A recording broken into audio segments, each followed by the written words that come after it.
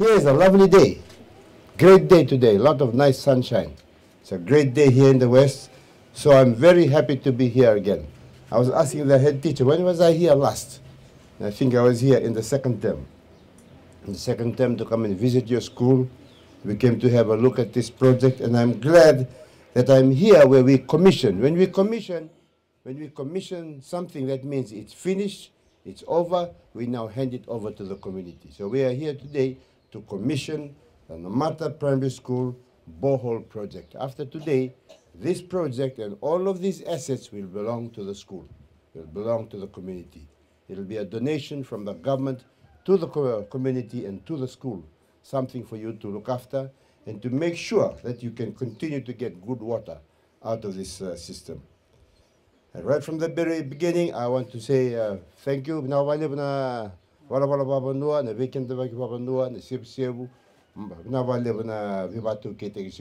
Thank you also, Madam Head Teacher, for the lovely words of welcome this morning, according to me, and also the government team that is here. I can see all the yellow overalls at the back, the people who have been doing the hard work here. These members of the ministry, they have been all up and down this area, I think for more than a few years now, digging boreholes in this area, trying to make sure that people can get water. So I'm very thankful also to all of that stuff. I say thank you, not only on my behalf, but on their behalf too, because they are the ones who are doing the work here.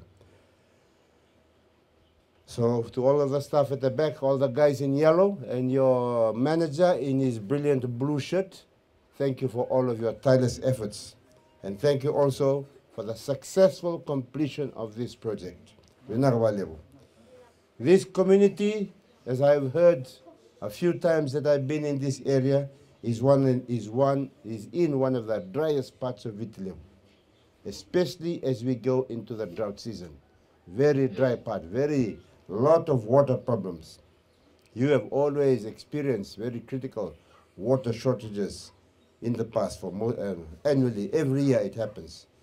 So because of this, I want to thank the management of the school, the teachers, the parents, and the students for your patience. Thank you for your patience. I can say that your waiting season has now come to an end. Now we have good, clean water that will help you in your lives to make sure that you stay healthy and also address your need for water. Water is very important for us.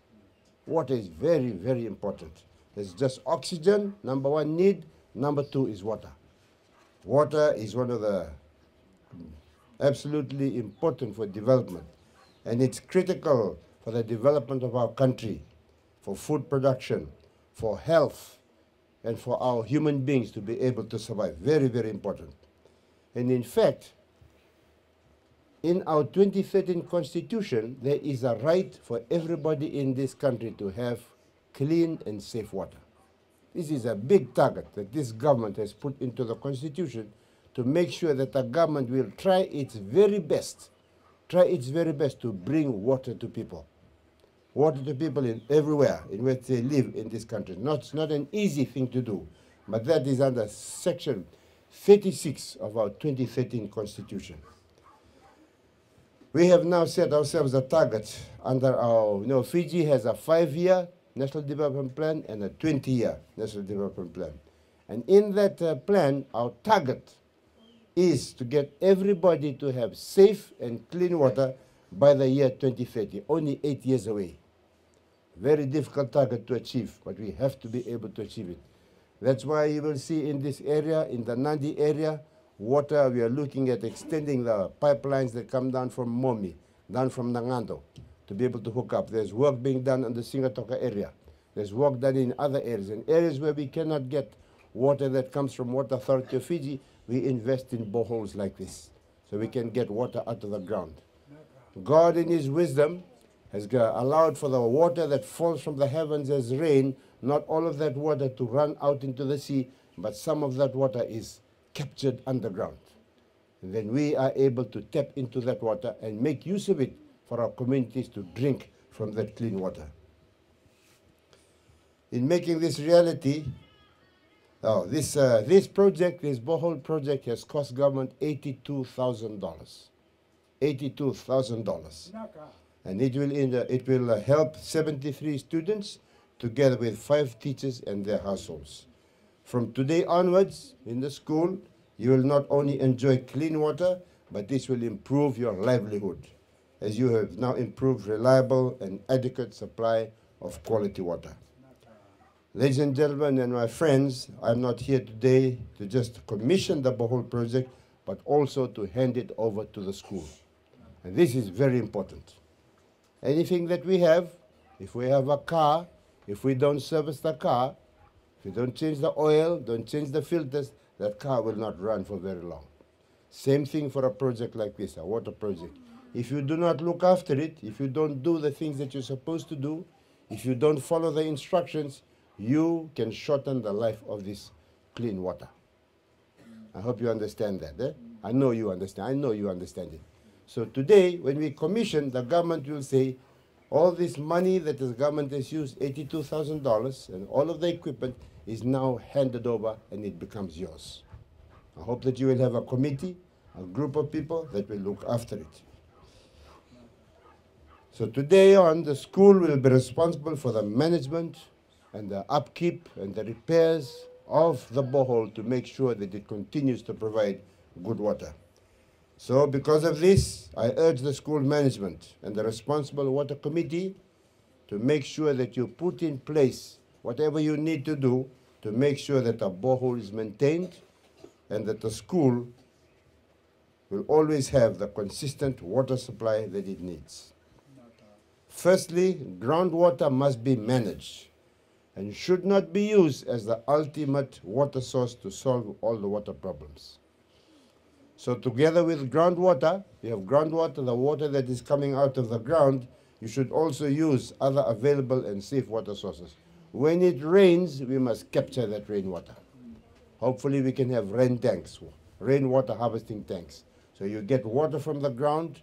When God gives the rain to fall from the heavens, hopefully we can have tanks to capture that water. So because of these things can help each other out. Not to rely 100% just on the groundwater. To do both so that they complement each other. Rainwater and groundwater. We also strongly recommend that you follow the pumping rate and the pump durations. Pumping rate is the speed at which the pump works. And the pump duration, the number of hours per day at which the water is extracted. Because that water underground, it is a limited quantity. If you over-extract, you can dry up the water that is there. So you have to do it, you have to manage it well. So hopefully that you will maintain that pumping rate and the pump duration. If you do not do this, it might lead to unsustainable supply, and also you'll start ending up with unsafe or poor quality water. To conclude, I wish to leave you with a message, and that is that every drop of water counts. Every drop of water counts. Do not waste water. I think here, you in this area, you understand that, because you know how difficult and how important water is. So as you get this groundwater in, please remember that. Every drop of water counts. You will never know the worth of water until it is dry. So conserve water and use it wisely. Government has brought clean drinking water to your doorstep. It is your responsibility to make sure that it is put to good use. On that note, ladies and gentlemen, teachers, children, parents, members of the Vanua, it gives me great pleasure this morning to commission the Namata Primary School borehole project. Thank you. Well, Madam Head Teacher, members of the community, District Advisory Council member, it is my great honor and my great pleasure. And of course, of great gladness for me to be able to officially cut this ribbon, to commission. By cutting this ribbon, I commission it and I hand over everything that is being used here to the community.